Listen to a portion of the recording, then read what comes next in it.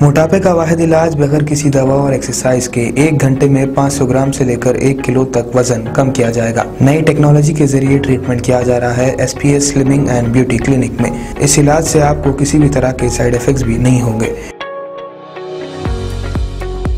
Colour improvement, pimples और dark circles के लिए भी आप आ सकते हैं SPS slimming and beauty clinic, Hyderabad, Abids beside Agarwala sweet house. Screen पर दिए गए नंबर्स पर कॉन्टैक्ट करें।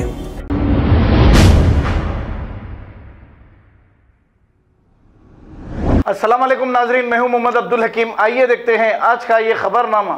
लाड़ बाजार में वाक़े न्यू फैशन डिजाइनर कपड़ों की दुकान में अचानक आग लग गई। इस हादसे में कोई जानी नुकसान नहीं हुआ, माली नुकसान का बहुत ज्यादा अंदाजा बताया जा रहा है। इत्तला मिलते ही पुलिस ने मौके पर पहुंचकर फायर ब्रिगेड को तलब किया। काफी जिद्दोजहद के बाद आग को काबू में पा लिया गया है। आइए देखते हैं हमारे नुमाइंदे सैयद अजीम की रिपोर्ट।